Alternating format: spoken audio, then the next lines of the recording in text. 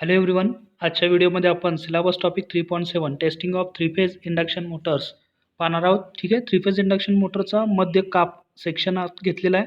Section पहिल्यांदा समजावून घेऊयात. ओके. रोटरचा जो कोर आहे तो इथे आहे. ठीक आहे. त्याचबरोबर इथे पाहू शकतो आपण स्टेटर फ्रेम आहे, स्टेटर कोर दिलेला आहे, स्टेटर वाइंडिंग ओके जो की स्टेटर कोरवरती असतो. त्याचबरोबर रोटर वाइंडिंग रोटर कोरवरती असतो रोटर वाइंडिंग. त्याच्यामध्ये एअर गॅप असतो. ओके. इथे पाहू शकता त्याच्यामध्ये एअर गॅप दिलेला आहे. ओके. त्याचबरोबर कूलिंग फॅनची अरेंजमेंट ही सेक्शनमध्ये दिसते, म्हणजेच उभा काप घेतला असता आपल्याला अशा पद्धतीने दिसेल. ठीक आहे. रोटर कोर आणि रोटर वाइंडिंग आतल्या बाजूला, स्टेटर कोर आणि स्टेटर वाइंडिंग बाहेरच्या बाजूला, जी की स्टेटर फ्रेम आहे. त्याचबरोबर कूलिंग फॅनची अरेंजमेंट आहे. Rotor connection to slip ring, rotor connection slip रिंगचे रोटर कनेक्शन दिलेले आहेत. ओके. इथे पाहू शकतो आपण स्लिप रिंग्स अशा पद्धतीने आहेत, ब्रशेस आहेत, resistance, air gap between stator and rotor दिलेला आहे, शाफ्ट आहे. ओके. ही जी बाजू आहे ती खालील बाजू आहे, फाउंडेशनची बाजू. हे इकडे पाहू शकता figure 3.7.1 section of an induction motor of the slip ring type showing the main feature. Okay. Three phase induction motor आहे स्लिप रिंग टाईपची, त्याचा हा सेक्शन आहे. Induction motor as a generalised transformer. आता इंडक्शन मोटर हा generalized transformer आहे, सामान्यतः transformer आहे. हे कशा पद्धतीनं पहा, इन मेनी रिस्पेक्ट्स. ओके. अनेक बाबतीत the induction motor is similar to a transformer. Okay. Induction motor जो आहे तो ट्रान्सफॉर्मरच्या बरोबरीचा आहे. Following comparison table shows the similarities and differences. खालील तो जो कंपॅरिझनचा टेबल आहे तो सिमिलॅरिटीज म्हणजे समानता दाखवतोय आणि फरकसुद्धा दाखवतोय ऑफ दिस टू, दोन्हींमधील. So the reader will say that induction motor is a generalised transformer. म्हणून रीडर जे असतील ते असं गृहीत धरतील की इंडक्शन मोटर हा एक जनरलाइज्ड ट्रान्सफॉर्मरच आहे. सिमिलॅरिटीज. ओके. सिमिलॅरिटीज म्हणजे समानता पहा. सिरियल नंबर 1 ट्रान्सफॉर्मर आणि इंडक्शन मोटरमधील similarities. 2 windings primary and secondary. ट्रान्सफॉर्मरमध्ये 2 वाइंडिंग असतात, प्रायमरी आणि सेकंडरी. तसेच इंडक्शन मोटरमध्ये 2 वाइंडिंग्स स्टेटर आणि रोटर वाइंडिंग असतात. ओके. इथे पहा प्रिन्सिपल आहे ट्रान्सफॉर्मरचं, म्हणजे कार्यसिद्धांत इलेक्ट्रोमॅग्नेटिक इंडक्शन या प्रिन्सिपलवरती ट्रान्सफॉर्मर वर्क होतो. तसाच इंडक्शन मोटरचा प्रिन्सिपलसुद्धा सिमिलर आहे, सेम आहे. थर्ड आहे frequency of primary voltage current is same as frequency of secondary side also. Okay. जी फ्रिक्वेन्सी आहे प्रायमरी व्होल्टेज करंट साईडची ती सेम आहे सेकंडरी साईडला ट्रान्सफॉर्मरच्या बाबतीत. इंडक्शन मोटरच्या बाबतीत ॲट स्टँडस्टिल कंडिशन, म्हणजेच रोटर सध्या फिरत नसताना. ठीक आहे. At standstill condition stator and rotor frequency is same. Fourth similarity आहे power transformed from primary to secondary. ट्रान्सफॉर्मरमध्ये जी पॉवर ट्रान्सफॉर्म केली जाते ती प्रायमरीकडून सेकंडरीला केली जाते. ओकेच. इंडक्शन मोटरमध्ये पहा same from stator to rotor power transform केली जाते. फिफ्थ नंबर आहे सिमिलॅरिटीचा. The diagram of all terms voltage current voltage drop of primary and secondary together is vector diagram taking flux as a reference. Okay. Vector diagram जे असते सर्व प्रकारची voltage currents आणि voltage ड्रॉपबद्दलची ती फ्लक्सला रेफरन्स घेऊन बनवण्यात येते. तसंच इंडक्शन मोटरच्या बाबतीत similar is the vector diagram. Okay. जशी ट्रान्सफॉर्मरची व्हेक्टर डायग्राम आहे तशीच इंडक्शन मोटरची व्हेक्टर डायग्राम आहे. सिक्स्थ पॉईंट आहे सिमिलॅरिटीचा. Equivalent circuit of transformer of all terms are parameter together represents a common circuit of primary and secondary. Okay. Equivalent म्हणजे समतुल्य जे सर्किट असेल ट्रान्सफॉर्मरचं सर्व टर्म्सच्या बाबतीत पॅरामीटर्स टुगेदर रिप्रेझेंट्स, सर्व पॅरामीटर जे आहेत ते एकत्रित रिप्रेझेंट केले जातात, प्रदर्शित केले जातात.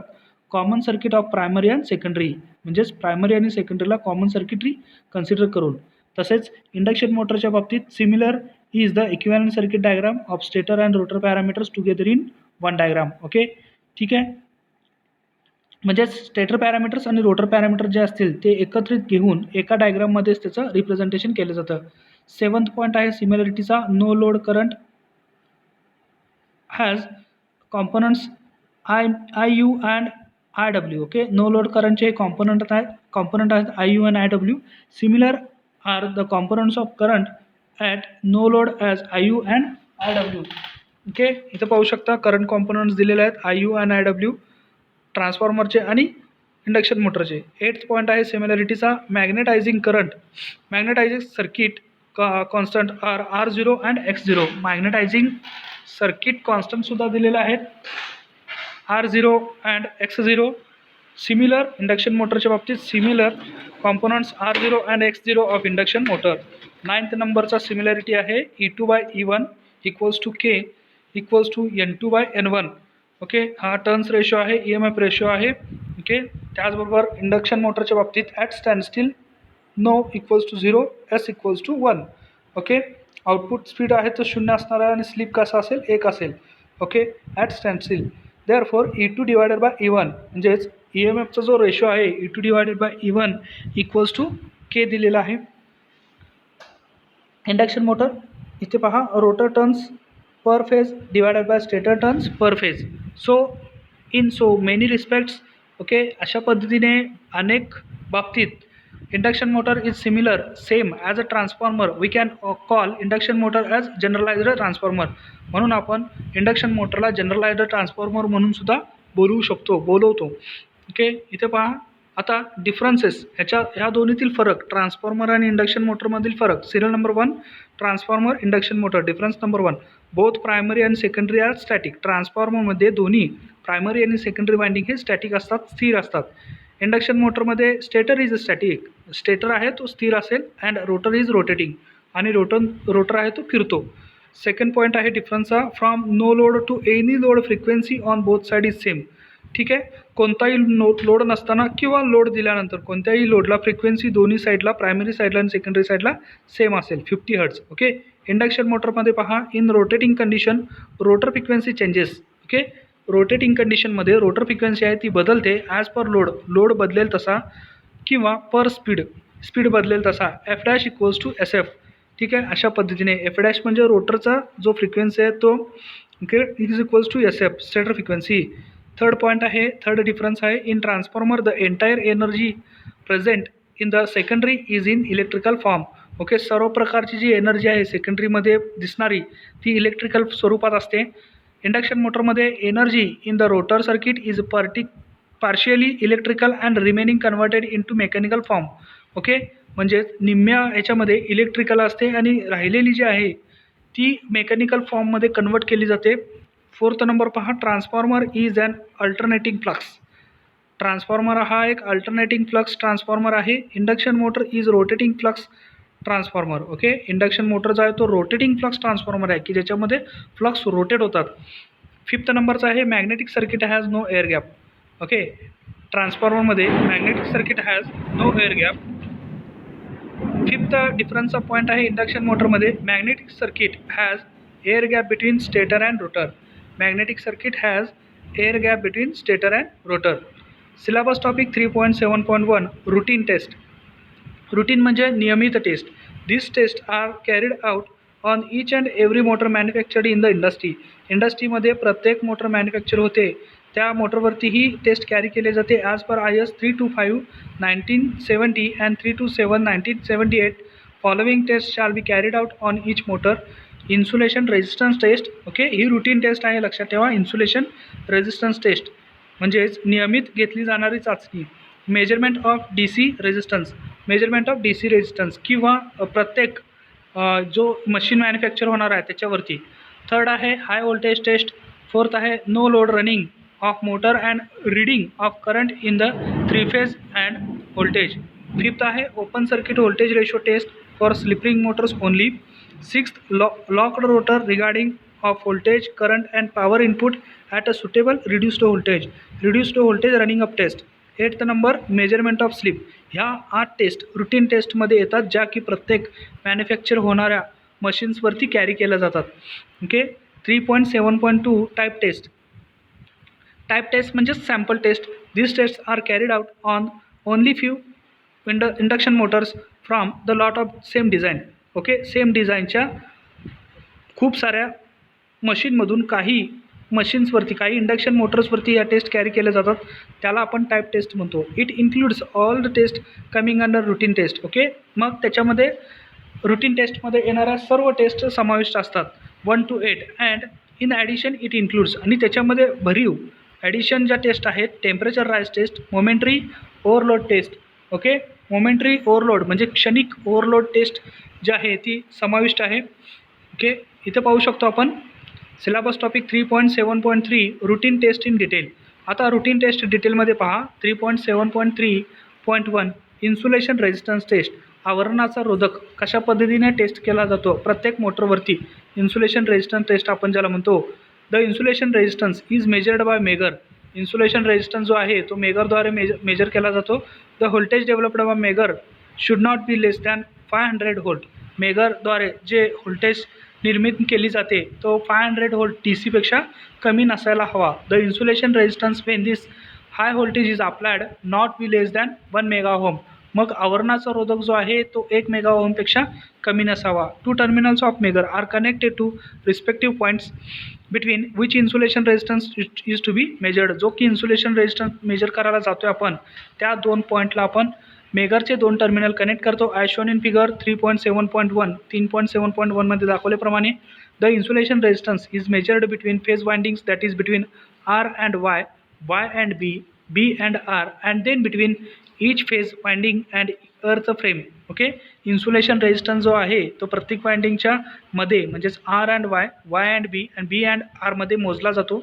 अँड देन मग नंतर फेज वाइंडिंग आणि अर्थ फ्रेमच्या मध्ये मोजला जातो. इथे दाखवल्याप्रमाणे इथे पाहू शकतो मोटर फ्रेम आहे बी आणि फ्रेम याच्यामध्ये मेगरचे 2 टर्मिनल जोडलेले आहेत. त्याचबरोबर 2 फेज R आणि Y च्या मध्ये मेगर जोडलेला आहे.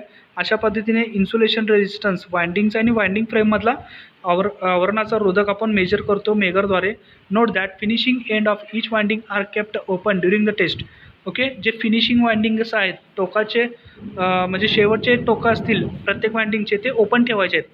Okay, syllabus topic 3.7.32 measurement of DC resistance of a 3 phase induction motor. अतिशय सोप्या टेस्ट आहेत. Okay, measurement of DC resistance of a 3 phase induction motor. 3 phase induction मोटरचा DC रेजिस्टन्स आपल्याला मेजर करायचा आहे. इथे पहा, the stator of 3 phase induction motor may be star connected और delta connected. The stator of 3 phase induction motor कदाचित star connected असतो किंवा डेल्टा कनेक्टेड असतो. The terminals are available on the terminal box. याचे जे टर्मिनल्स आहेत ते terminal बॉक्सवरती अवेलेबल असतात. Simple test to measure DC resistance of the motor is the voltmeter and ammeter test. Okay, simple test आहे. Measure the DC resistance of the motor and motor is the voltmeter ammeter method. Voltmeter ammeter मेथडने आपण DC resistance measure करायचा आहे. ही जी की simple test आहे.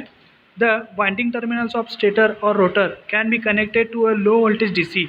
Winding terminal जे आहेत स्टेटरचे किंवा रोटरचे can be connected low voltage DC supply.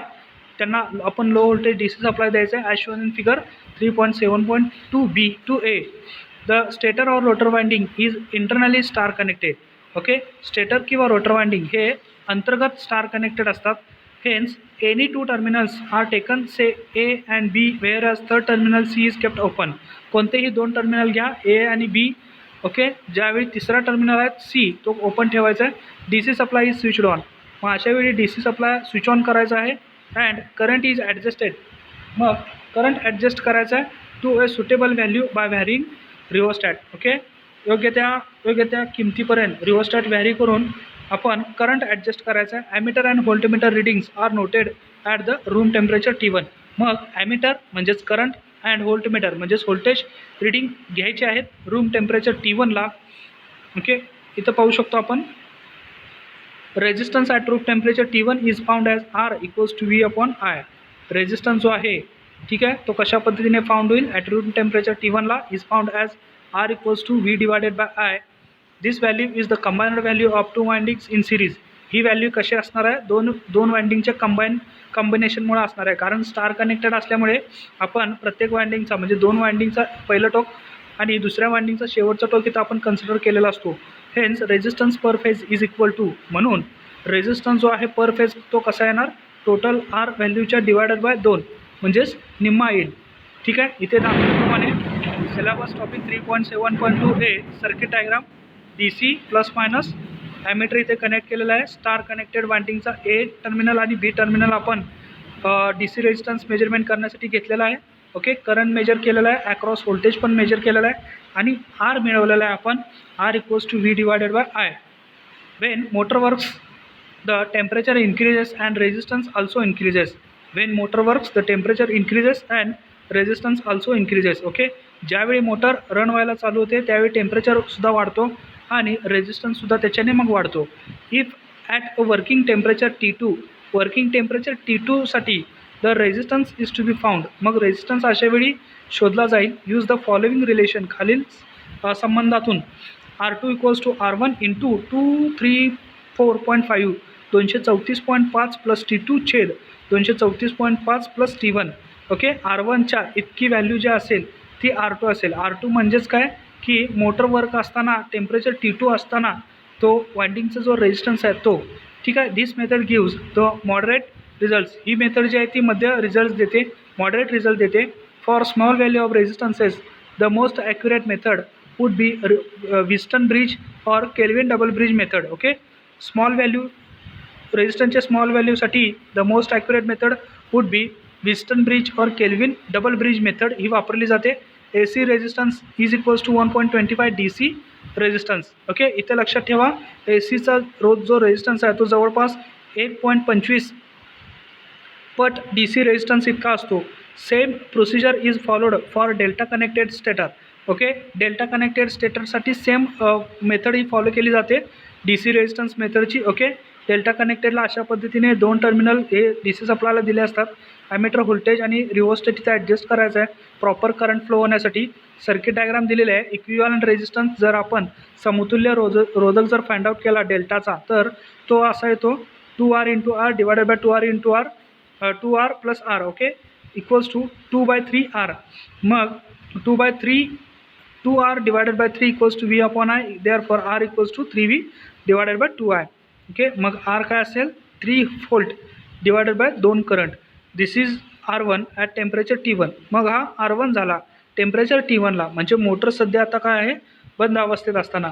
R2 मग काय असेल R2 equals to R1 into bracket 234.5 plus T2 divided by 234.5 plus T1 bracket complete. Okay, म्हणजे R2 काय असेल resistance when motor started at room temperature T2. Syllabus topic 3.7.3.3 high voltage test. In this test, specified voltage is applied between various windings on earth. Okay, एक ठराविक विशिष्ट voltage हे apply केलं जातं various windings, वेगवेगळ्या windings आणि अर्थच्या मध्ये. This test should be carried out together with the insulation resistance test at manufacturers works. Generally high voltage test is applied only if insulation resistance is less than the specified limit. Methods of testing. Testing करण्याच्या पद्धती. The test shall be made with alternating voltage of any convenient frequency. Okay, ही जी test आहे shall be made alternating voltage of any convenient म्हणजे सोयीस्कर. ठीक आहे, सोयीस्कर फ्रिक्वेन्सीला between 40 hertz to 60 hertz. The test voltage should be of sine waveform approximately. जो टेस्ट व्होल्टेज आहे की ज्याचा वेवफॉर्मचा जो आकार आहे तो साइन वेव असायला हवा अप्रॉक्सिमेटली. ड्युरेशन किती काळ हाय व्होल्टेज टेस्ट जी आहे ती किती ड्युरेशनला घ्यायची आहे. The test is started by applying 1/3 of the test voltage and then voltage is increased to full test voltage in accordance with the table 3.7.1. Okay, table number 3.7.1 मध्ये दाखवल्याप्रमाणे सुरुवातीला व्होल्टेज जे आहे ते 1/3 अप्लाय करायचं आहे. नंतर जे आहे ते फुल टेस्टेड व्होल्टेजपर्यंत आपण व्होल्टेज अप्लाय करायचं अकॉर्डिंग टू विथ टेबल 3.7.1. या टेबलप्रमाणे serial number 1 part of motor test voltage RMS. First आहे stator winding primary 1000 volt plus twice the rated voltage. Okay, 1000 volt तर द्यायचंच आहे plus twice the rated voltage म्हणजे rated voltage आहे twice with minimum of 2000 volt. Okay, कमीत कमी 2000 इतकं voltage तिथं अप्लाय करायचं आहे स्टेटर वाइंडिंगला प्रायमरीच्या मोटरच्या. ओके, रोटर वाइंडिंग सेकंडरीला पहा 1000 volt plus twice the open circuit standard voltage. Okay, twice the open circuit standard voltage as measured between slip rings. Slip रिंग्समध्ये मोजण्या इतकं twice open circuit standard voltage plus 1000 volt हे apply करायचं rotor winding सेकंडरीला. Not permanently short circuited. Okay, जो की not permanently short circuited असायला हवा. त्याच्यामध्ये ए पहा for non reversing Motors on unidirectional Motors. Okay, non reversing म्हणजेच एका दिशेने फिरणाऱ्या मोटरसाठी ऑर युनिडायरेक्शनल मोटर्स. ठीक आहे, किंवा एका डिरेक्शननं फिरणाऱ्या मोटरसाठी. इथे पहा with rated voltage applied to primary or minimum 2000 volts. B दिलेला आहे. बी प्रकारच्या मोटरमध्ये for motor to be reversed or brake by reversing the primary while the motor is running. ठीक आहे. अशा मोटरसाठी 1000 volt plus 4 times then open circuit 4 times then open circuit voltage defined in A. Okay, this test checks the weakness of insulation. High voltage टेस्टमध्ये इन्सुलेशनचा कमतरता weakness ही taste केली जाते, check केली जाते. डॅमेज इन्सुलेशन एटसेट्रा किंवा इन्सुलेशनची हानी नुकसान काय झालं आहे का हे चेक केली जाते. Okay. Syllabus topic 3.7.34 no load running of motor and reading of current in a 3-phase and winding. No load running, load नसताना रनिंग करायचं आहे मोटरला. And reading of current in the 3 phases and voltages. Okay. अशा पद्धतीनं this test is carried out to find out no load current, core loss and friction and windage loss. Okay, म्हणजे कोणताही load नसताना core loss काय होतोय का, friction loss काय आहे का, वेंडेज लॉस काय आहे का, तो फाइंड आउट करण्यासाठी अशा पद्धतीची टेस्ट कॅरी केली जाते. The arrangement for this test is shown in figure 3.7.3. या डायग्राममध्ये दाखवल्याप्रमाणे अरेंजमेंट असते. इथे 3 फेज AC सप्लाय 50 हर्ट्जचा दिलेला आहे. ओके. ICTP आहे, आयर्न क्लॅड ट्रिपल पोल, फ्युजेस आहेत, ऑटो ट्रान्सफॉर्मर आहेत, 2 वॅट मीटर्स आहेत, एक R फेजमध्ये आहे, एक Y फेजमध्ये आहे, ॲमीटर व्होल्टमीटर दिलेलं आहे आणि स्टेटर जो आहे तो डेल्टामध्ये आहे. रोटर इथे फ्रीली असणार आहे कारण नो लोड टेस्ट आहे. ओके. नो लोड टेस्ट असतानाच आपल्याला काय करायचं आहे, core loss, friction and windage loss find out करायचे. The arrangement for this test is shown in figure 3.7.3. The motor is supplied with rated voltage and rated frequency. मोटरला आपण rated voltage आणि rated फ्रिक्वेन्सीने सप्लाय करायचा आहे. And is run on no load, आणि तो no लोडवरती रन करायचा आहे. The reading of wattmeter, ammeter and voltmeter 1 recorded. Wattmeter, voltmeter आणि ॲमीटरचे रिडिंग एकदा रेकॉर्ड करायचे. Generally this test should be performed immediately after the temperature rise test. Okay. ठीक आहे. म्हणजेच ही टेस्ट केव्हा परफॉर्म करायचं आहे, इमिजिएटली म्हणजे त्वरित, after the temperature rise test. Temperature rise test झाल्यानंतर लगेचच. The wattmeter readings W1 + W2 indicates total input power which is the sum of core loss. Okay.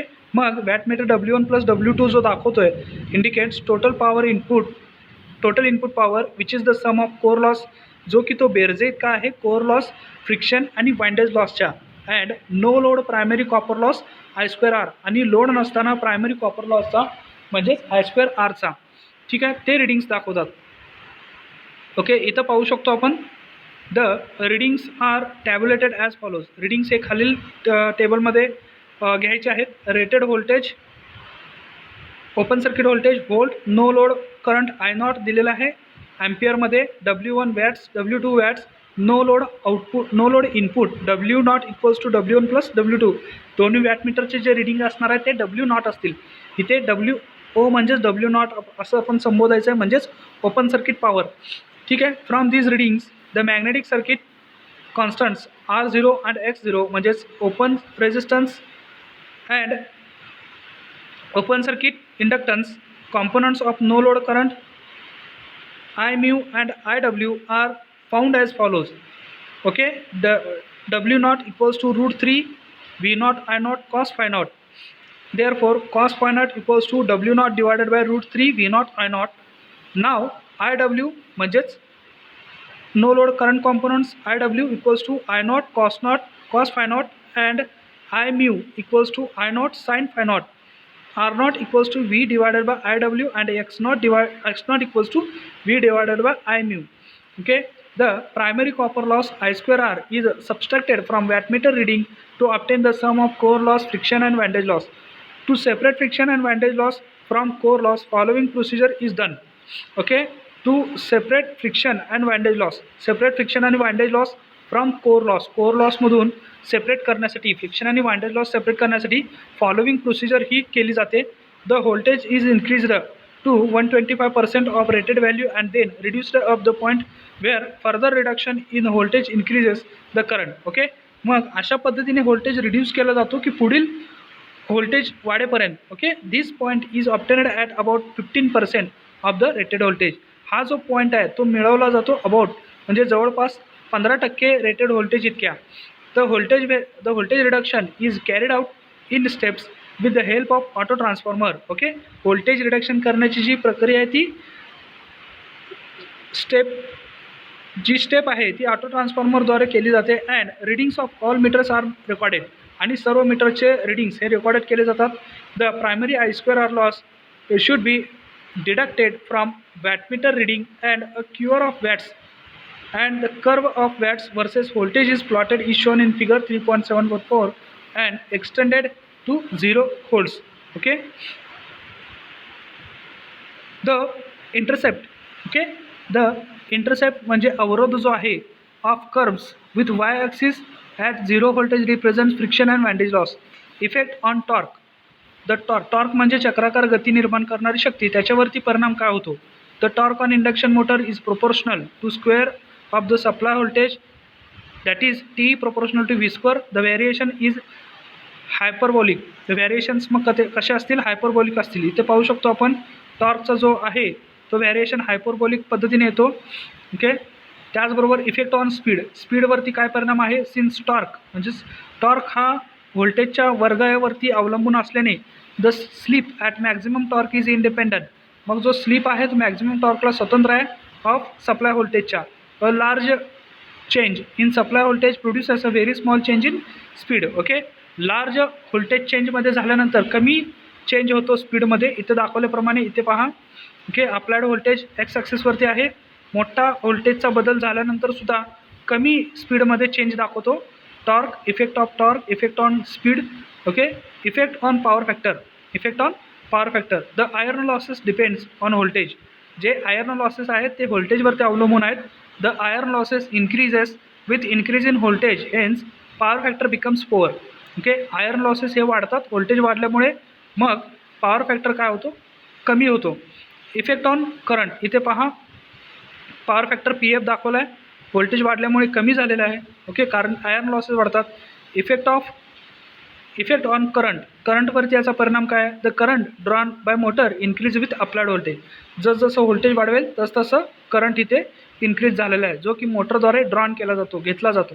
Okay, effect on efficiency. कार्यक्षमतेवरती काय परिणाम होतो. Since losses increases with increase in voltage वाढवल्यामुळे losses वाढतात. The efficiency also increases. मग कार्यक्षमता पण काय होणार आहे, वाढणार आहे. कार्यक्षमता डिक्रीज होईल, इफिशियन्सी डिक्रीजेस. मग कार्यक्षमता काय होईल, लॉसेस वाढल्यामुळे कार्यक्षमता कमी होईल. Okay, effect on efficiency. ठीक आहे.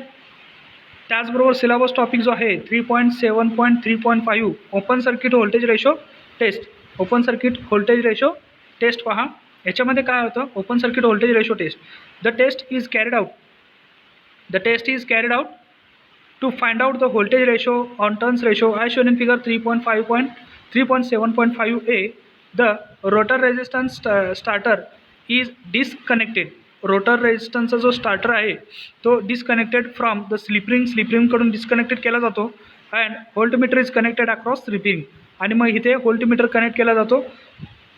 Rated voltage is given to stator winding through auto transformer. Its value is V1. Okay, मग रेटेड व्होल्टेज जे आहे ते ऑटो ट्रान्सफॉर्मरच्या मदतीने दिलं जातं. इट्स व्हॅल्यू इज V1 इतक्या व्हॅल्यूपर्यंत. इथं पाहू शकतो stator, rotor, 3 phase auto transformer, slip ring. Okay, figure 3.7.5 open circuit voltage ratio test आपण घेतो आहे. इथे पहा.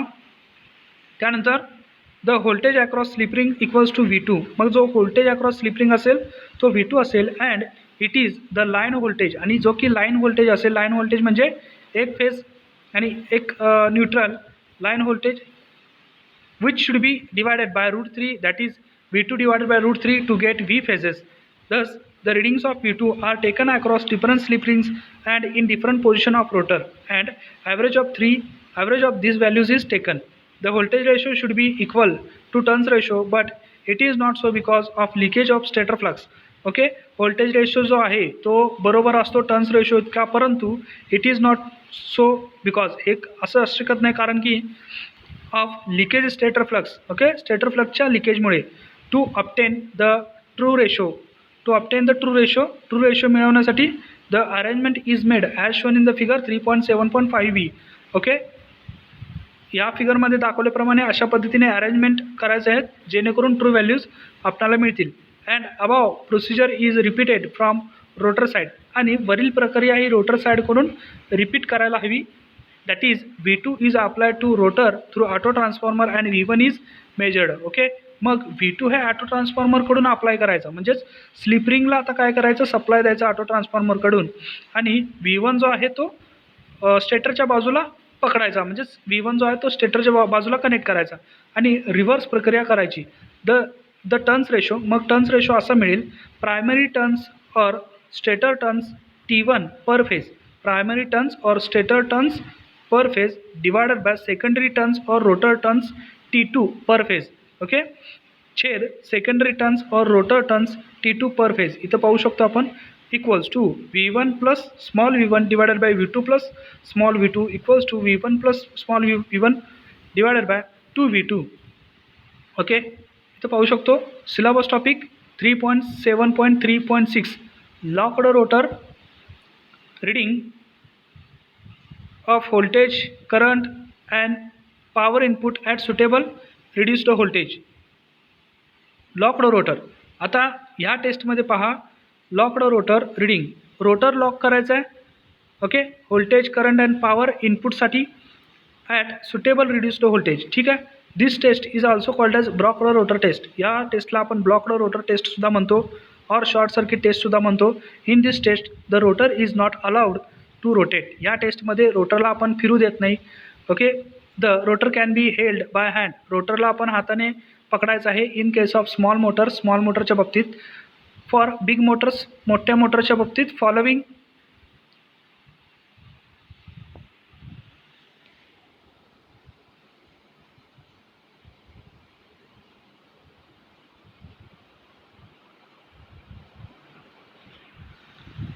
ओके, मोठ्या बाबतीच्या मोटर्समध्ये डायनामोमीटर आणि rope and pulley beam clamped rigidly to the motor shaft. With this arrangements the torque can also be measured, की जिथे टॉर्कसुद्धा मेजर्ड होऊ शकतो. ठीक आहे, आपण हा जो पॉईंट आहे सिलेबस टॉपिक 3.7.36 हा नेक्स्ट लेक्चर नेक्स्ट व्हिडिओमध्ये पाहणार आहोत. Okay, so next lecture next video. Keep watching SRG technical and thanks for watching this video.